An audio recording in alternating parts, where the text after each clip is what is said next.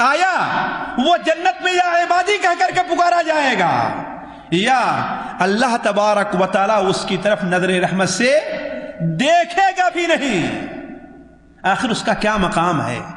سوچے، یہ فیصلہ اگر کوئی کرنا چاہے تو یہ پیغام ہے اے مسلمانوں، اے ساتھیوں، اے دوستوں، آپ تمام لوگوں کو کہ آپ جاننا چاہتے ہیں کہ اللہ تبارک و تعالیٰ کے نزدیک آپ کا کیا مقام ہے۔ ذرا سوچیں، اس دنیا کے اندر اگر کوئی انسان عقل مند ہے، سمجھدار ہے، تو ہر انسان کوشش کرتا ہے کہ جس کے نزدیک کام کر رہا ہے، جس کے زیر نگرانی کام کر رہا ہے، وہ سوچتا ہے کہ ہمارا بھی کوئی مقام ان کے نزدیک ہو۔ سوچتا ہے کہ نہیں سوچتا؟ اور ہر انسان اپنا ایک مقام پیدا کرنا چاہتا ہے۔ تو چہ جائے کہ اللہ ذوالجلال کے نزدیک ایک اس کا بندہ، اس کا محتاج، اس کا کھانا کھانے والا، اس کا دیا کھانا کھانے والا، اس کا نازل کیا ہوا پانی پینے والا، اس کی زمین پر چلنے والا، اس کے آسمان کے نیچے رہنے والا، حتیٰ کہ اس کی زندگی کا ایک لمحہ بھی اللہ تعالیٰ کی رحمت سے خالی نہیں ہے۔ ایک لمحہ کے لیے اگر اللہ تبارک و تعالیٰ کی مہربانی ہمارے اور آپ پاس اٹھ جائے تو دنیا میں ہمارا اور آپ کا کوئی بنانے والا نہیں ہے۔ تو کیوں نہ سوچے کہ ہاں اس کے نزدیک ہمارا کیا مقام ہے، ہم کیا مقام رکھتے ہیں۔ تو اللہ کے رسول صلی اللہ علیہ وسلم نے ارشاد فرمایا کہ جو کوئی انسان یہ جاننا چاہتا ہے کہ اللہ تبارک و تعالیٰ کے نزدیک ہمارا کیا مقام ہے، ہمارا کیا مرتبہ ہے، تو وہ خود فیصلہ کر لے، وہ یہ سوچے کہ اللہ کا اس کے نزدیک کیا مقام ہے۔ اللہ تبارک و تعالیٰ کو، اللہ تعالیٰ کے احکام کو اس نے کیا مقام دیا ہے، نماز کو، روزے کو، حج کو، زکوٰۃ کو، توحید کو، گناہوں کے چھوڑنے کو اس نے کیا مقام دیا ہے۔ اس مقام کو اگر کوئی انسان پتہ لگا لے تو وہ یہ سمجھ لے کہ اللہ تعالیٰ کے نزدیک اس کا کیا مقام ہے۔ 24 گھنٹے میں اللہ تبارک و تعالیٰ کا ذکر کتنا وہ کر رہا ہے، اپنا دنیا کا نقصان کر کے اللہ تبارک و تعالیٰ کتنا یاد کرتا ہے، اس بات کو سوچ لے تو اللہ تبارک و تعالیٰ کے نزدیک اس کا کیا مقام ہے وہ انسان آسانی سے پتہ لگا سکتا ہے۔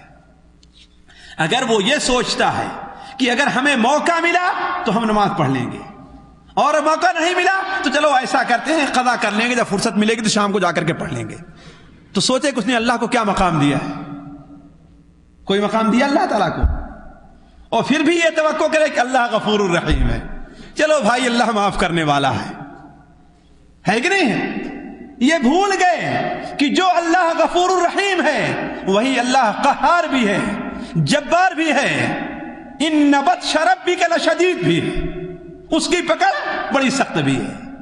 تو میں عرض کر رہا تھا کہ وزنوا انفسکم قبل ان توزنوا، اور اپنا وزن کر لو قبل اس کے کہ تمہارا وزن کیا جائے، اور اپنے آپ کو عرض اکبر کے لیے جس دن ساری دنیا کے لوگوں کی پیشی ہوگی اس دن کے لیے اپنے آپ کو تیار کر لے انسان۔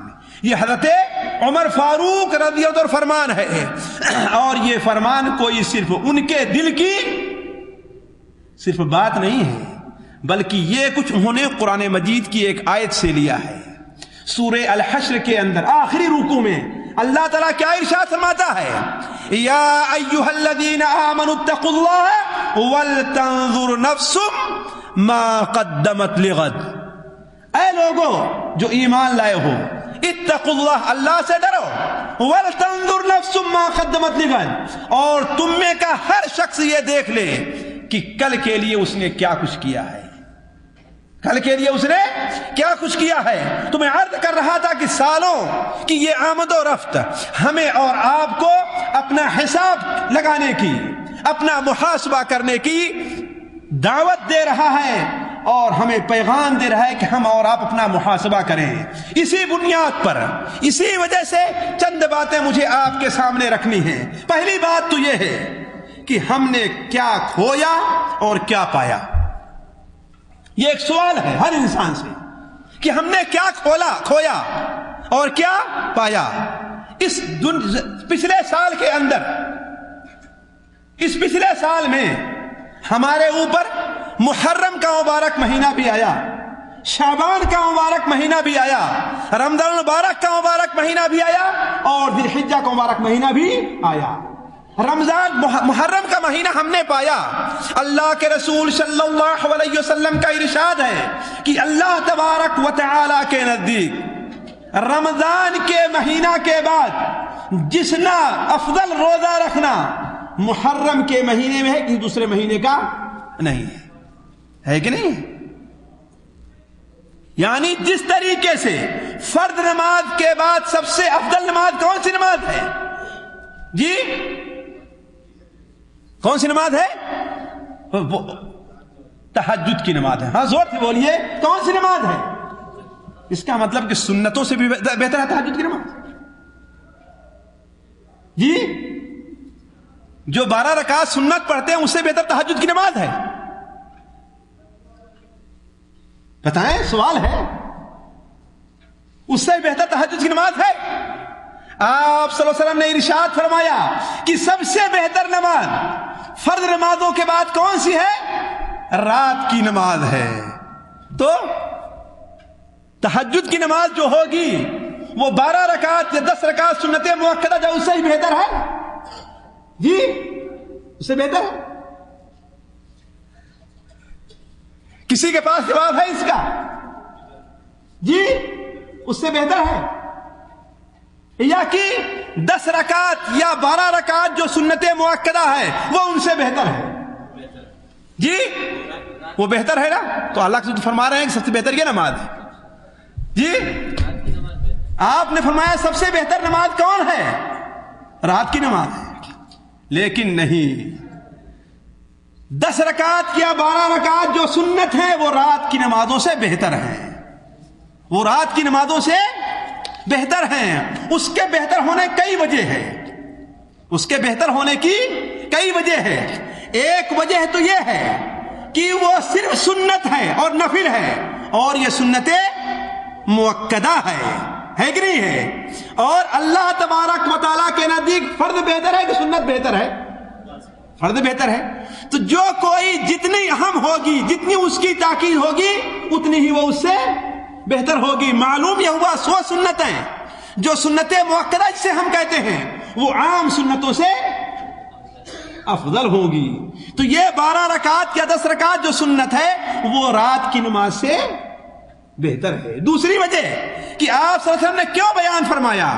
اس لیے کہ یہ 10 رکعت یا 12 رکعت ہیں وہ فرض نمازوں کے ساتھ ہیں، وہ فرض نمازوں کے ساتھ آگے اور پیچھے ہیں، ہے کہ نہیں؟ آگے اور پیچھے ہیں، اور وہ نفل مطلق ہے۔ تو مطلق نفل نمازوں میں سب سے بہتر نماز کون ہے؟ رات کی نماز ہے۔ مطلق جو نفل نمازیں ہیں ان میں سب سے بہتر کون ہے؟ رات کی نماز ہے۔ کیوں؟ اس کی اور ایک دلیل سنیے کہ اللہ کے رسول صلی اللہ علیہ وسلم نے سب سے بہتر روزہ کس کو قرار دیا؟ رمضان کا، اس کے بعد محرم کا، پورے محرم کا سب سے، جیسا کہ ہے کہ سب سے بہتر روزہ رمضان کے بعد اللہ تعالیٰ کے مہینے محرم کا روزہ ہے کہ نہیں؟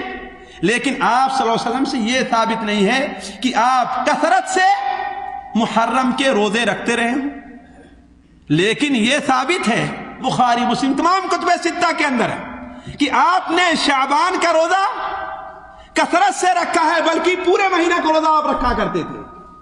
اب اگر محرم کا روزہ شعبان کے روزے سے بہتر ہوتا تو آپ صلی اللہ علیہ وسلم محرم کے پورے مہینے کا روزہ رکھتے۔ اسی لیے علماء کہتے ہیں کہ شعبان کے روزے اور شوال کے روزوں کی مثال کیا ہے؟ فرض سے پہلے اور فرض کے بعد ان سنتوں کی ہے جو سنتیں فرض نماز سے پہلے اور فرض نماز کے بعد ہوا کرتی ہیں، ہے کہ نہیں؟ ان کا تعلق فرض سے ہے، وہ فرض سے علیحدہ نہیں پڑھی جائے گی، ہے کہ نہیں ہے؟ آپ یہ چاہیں کہ بیٹھے رہیں، کوئی کام آپ کا نہیں ہے، سوچیں چلو ظہر کے